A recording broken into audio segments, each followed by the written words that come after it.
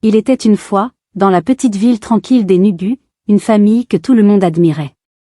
Monsieur et Madame Okafo étaient des parents bienveillants et travailleurs, et leurs enfants, Alexandra et Jimmy, étaient la fierté du quartier. Alexandra était l'aînée, une fille joyeuse dont le sourire pouvait illuminer la pièce la plus sombre. Jimmy, plus discret, la suivait partout comme une ombre. Si Alexandra riait, Jimmy riait aussi, si elle pleurait, il essuyait ses larmes. Ils étaient inséparables. Leurs parents, très occupés à subvenir aux besoins de la famille, n'étaient pas souvent à la maison. L'après-midi, Alexandra et Jimmy restaient donc seuls. Ils jouaient à des jeux, se racontaient des histoires ou restaient simplement assis ensemble en silence. Le soir, ils partageaient même le même lit, se murmurant leurs rêves et leurs peurs avant de s'endormir. Un après-midi, Jimmy fit irruption dans la chambre d'Alexandra avec un air exalté. « Alexandra, regarde ce que j'ai !» s'exclama-t-il, brandissant un téléphone portable flambant neuf que leur père venait de lui offrir. Jimmy l'avait emporté à l'école ce jour-là, et des garçons plus âgés lui avaient montré comment visiter des endroits étranges sur Internet, notamment des sites réservés aux adultes. « Qu'est-ce que c'est ?» demanda Alexandra, curieuse comme toujours.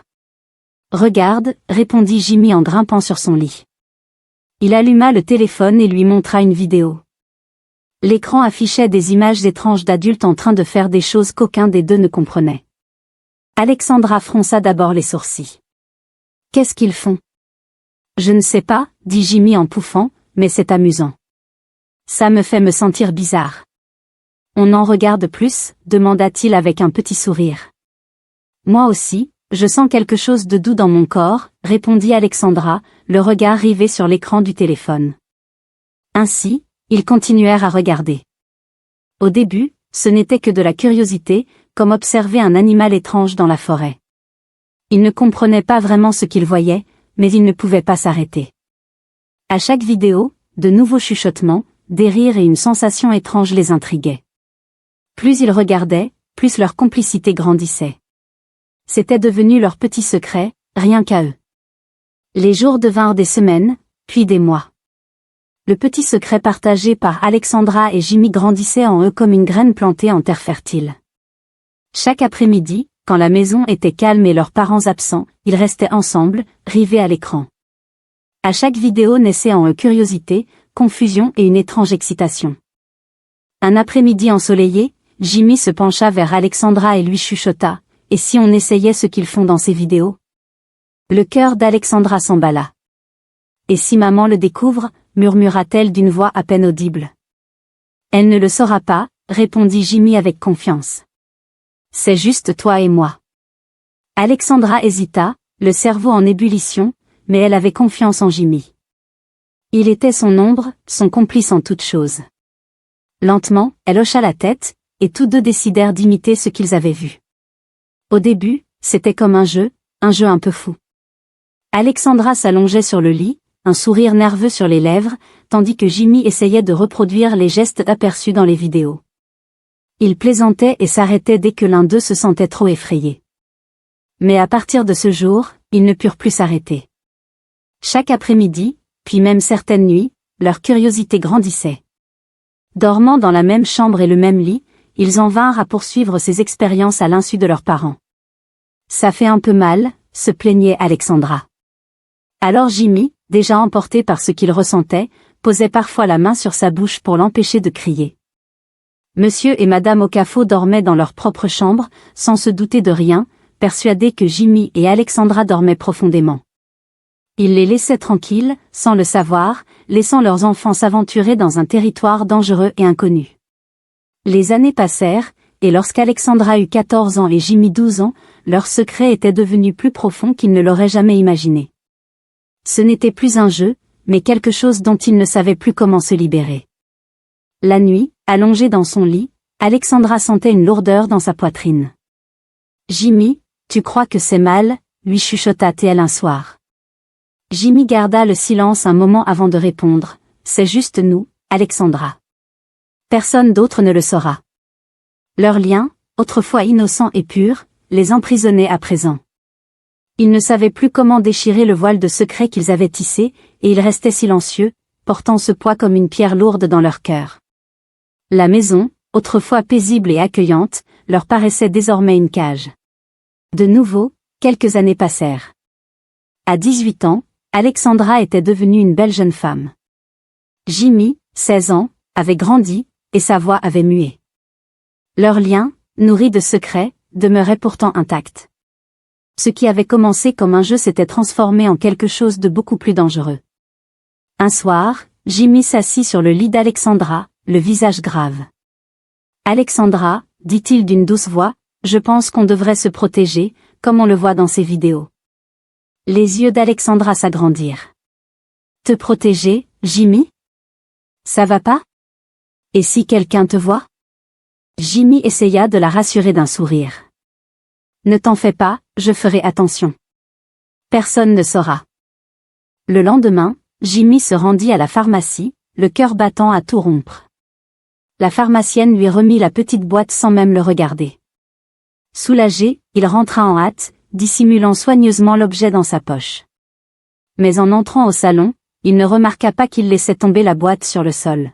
« Jimmy, qu'est-ce que c'est que ça ?» La voix tonitruante de Monsieur Okafor résonna dans toute la maison. Il tenait le paquet à la main, les yeux emplis de soupçons. Le sang de Jimmy se glaça. Il chercha une excuse. « C'est pour un TP de science », balbutia-t-il. Monsieur Okafor fronça les sourcils, mais n'insista pas davantage. « Fais attention à ce que tu fais entrer dans cette maison », gronda-t-il en jetant le paquet sur la table. Terrorisés par cet incident, Alexandra et Jimmy décidèrent d'être plus prudents. Cependant, quand il n'y avait plus de préservatifs, ils continuaient sans protection, se disant que tout irait bien et que Jimmy se retirerait à temps. Mais la vérité leur sauta au visage lorsqu'Alexandra, alors âgée de 19 ans, commença à se sentir mal. « Je crois que je suis enceinte », murmura-t-elle un soir, des larmes roulant sur ses joues. Le cœur de Jimmy se serra. « On va s'en sortir », dit-il pour la rassurer. Avec leurs maigres économies, ils allèrent dans une petite clinique où ils mentirent à l'infirmière, prétextant un projet scolaire pour obtenir des pilules abortives. L'infirmière, réticente, finit par leur donner les médicaments, les mettant en garde contre les risques. De retour à la maison, Alexandra prit les comprimés en tremblant, minée par la peur et la culpabilité. Jimmy était à ses côtés, lui tenant la main. « Personne ne saura jamais », lui murmura-t-il, la voix hésitante. Mais cela ne s'arrêta pas là. À chaque nouvelle grossesse, la même histoire se répétait, mensonges, cliniques, différentes pharmacies. Les années passant, ces avortements à répétition commencèrent à fragiliser le corps d'Alexandra. Elle ignorait les conséquences que cela pouvait avoir sur sa santé, ni à quel point elle mettait sa vie et son avenir en danger. D'autres années s'écoulèrent encore, et vint le moment pour Alexandra de chercher un mari. À 24 ans, elle rencontra Paul, un homme généreux et fortuné qui tomba immédiatement sous son charme. Là, une chance de fuir son passé. Alexandra se laissa aimer. Paul la traitait comme une princesse, et avant longtemps, il la demanda en mariage, lui offrant une bague étincelante. Alexandra accepta, croyant avoir trouvé le moyen de s'affranchir de l'ombre qui la hantait depuis l'enfance. Après le mariage, Alexandra mit fin à sa relation avec Jimmy. « On ne peut plus continuer », dit-elle fermement. Le regard de Jimmy se brisa. « Alexandra, tu ne peux pas m'abandonner comme ça. »« Je dois le faire », murmura-t-elle, la voix tremblante. « C'est ma chance de tout recommencer. » Le cœur brisé, Jimmy la laissa partir, même s'il portait toujours le poids de leur terrible secret. 3 ans de mariage passèrent, mais Alexandra ne tomba toujours pas enceinte. Paul, qui désirait fonder une famille, faisait preuve de patience, mais les rumeurs commençaient à enfler. Les parents d'Alexandra s'inquiétèrent et multiplièrent les prières, les consultations chez des prophètes. Rien n'y fit.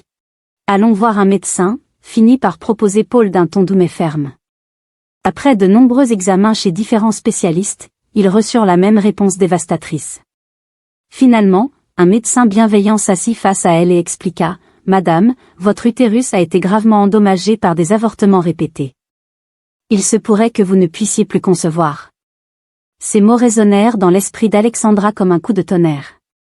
Le cœur en miettes, elle quitta l'hôpital avec Paul qui marchait à ses côtés en silence. Le soir, il la confronta. Alexandra, je veux savoir la vérité. Qu'est-ce qui s'est passé? Pourquoi ne m'as-tu jamais rien dit? Ses parents, comprenant qu'un drame se jouait, rejoignirent la conversation. Alexandra, dis-nous la vérité, l'implora sa mère. Accablée par la culpabilité, Alexandra craqua. Jimmy et moi, on a commencé quand nous n'étions que des enfants, avoua-t-elle d'une voix tremblante. Je suis tombée enceinte plusieurs fois, et j'ai avorté. Je ne savais pas quoi faire d'autre. Le hurlement de sa mère résonna, déchirant la pièce. Mon Dieu, mes enfants, sanglota-t-elle, s'agrippant la poitrine. Son père resta figé, le visage livide. Paul, la mine bouleversée, regardait Alexandra avec un mélange de choc et de trahison. Tu m'as menti toutes ces années. Je suis désolée, murmura Alexandra, sa voix à peine audible derrière ses sanglots. Je ne savais pas comment te le dire. Le foyer, autrefois si joyeux, bascula dans la douleur, la colère et le silence. Le poids de la vérité, si longtemps enfoui, s'abattait maintenant sur chacun. Le silence régnait après cet aveu. Les sanglots de la mère d'Alexandra résonnaient dans la maison. Alexandra, honteuse, se cacha le visage entre les mains. Soudain, Monsieur Okafor prit la parole d'une voix basse et tremblante. Je savais que cela arriverait. Depuis la naissance de Jimmy. Tous se tournèrent vers lui, le visage ravagé par la confusion. Que veux-tu dire, papa? Demanda Alexandra d'une voix brisée. Monsieur Okafor prit une profonde inspiration et regarda sa femme, qui hocha la tête, l'encourageant à poursuivre. Jimmy n'est pas vraiment ton frère, confessa-t-il finalement. Ces mots chutèrent dans la pièce comme une lame tranchante. Alexandra ouvrit la bouche de stupeur, tandis que Jimmy restait figé, les yeux agrandis par la surprise. Madame Okafor reprit, la voix brisée, après ta naissance, Alexandra, je n'ai plus pu avoir d'enfant. Les médecins disaient que mon utérus était trop faible. Mais la famille de ton père réclamait un fils. Il menaçait de me renvoyer si je ne donnais pas un héritier à la famille. Nous étions désespérés. Alors, nous avons adopté Jimmy à sa naissance. Il n'était qu'un nouveau-né. Nous pensions que c'était la seule solution pour préserver notre foyer. Jamais nous n'aurions imaginé que cela se terminerait ainsi. Le cœur d'Alexandra se mit à battre à tout rompre. Vous nous avez menti toute notre vie, hurla-t-elle, la voix tremblante d'émotion. Vous savez ce que vous avez fait. Jimmy, jusque-là silencieux, se leva d'un bond, le visage blême. Il serra les lèvres et quitta la pièce sans un mot. Jimmy, attends, supplia Alexandra, courant après lui. Mais il ne s'arrêta pas, et la porte claqua derrière lui avec fracas.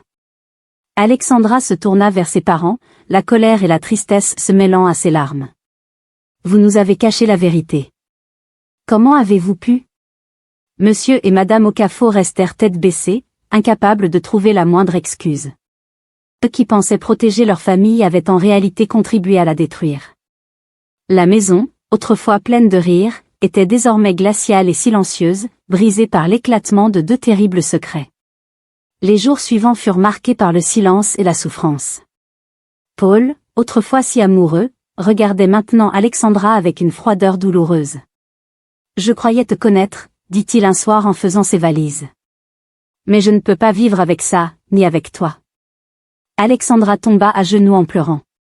Paul, je t'en prie, ne pars pas, mais il était décidé. Il quitta leur maison, laissant Alexandra le cœur en lambeaux. Jimmy non plus ne put supporter la honte et la douleur. Une nuit, il fit ses bagages et disparut sans laisser d'adresse. Il ne se retourna pas, fuyant ce foyer qui avait été le sien mais qui ne lui avait apporté que confusion et culpabilité. Dans la maison des Okafor, désormais vide de rire, Monsieur et Madame Okafor priaient en silence, rongés par le remords. Seigneur, pardonne-nous, répétait Madame Okafor, la voix cassée par les sanglots. Nous avons voulu protéger notre famille, mais nous l'avons détruite. Alexandra, seule et sans enfant, errait dans les souvenirs de ses choix passés. Elle revoyait les rires qu'elle partageait avec Jimmy, les secrets qu'ils échangeaient, les mensonges répétés. Tout la hantait comme une ombre impossible à fuir. Son corps, affaibli par tant d'avortements, lui rappelait chaque jour les conséquences de ses actes. La famille Okafor, autrefois admiré pour sa proximité, avait volé en éclats sous le poids de ses non-dits. Le quartier chuchotait leur histoire comme un avertissement. Voilà ce qui arrive quand des parents n'ouvrent pas les yeux sur la vie de leurs enfants et laissent des secrets grandir dans l'obscurité. Cette histoire nous enseigne qu'aussi soigneusement que l'on puisse cacher un secret, il finit toujours par refaire surface. Et lorsque la vérité éclate, elle emporte tout sur son passage. Il faut apprendre à guider nos enfants, à leur enseigner le bien et le mal, et à les protéger non seulement des dangers du monde extérieur, mais aussi de ceux qui menacent au sein même du foyer. Car quand les fondations d'une famille se fissurent, il est presque impossible d'en recoller parfaitement les morceaux. Parents, ouvrez l'œil. Ne laissez pas les secrets détruire votre famille. Ils finissent toujours par vous rattraper. J'espère que cette histoire vous a plu.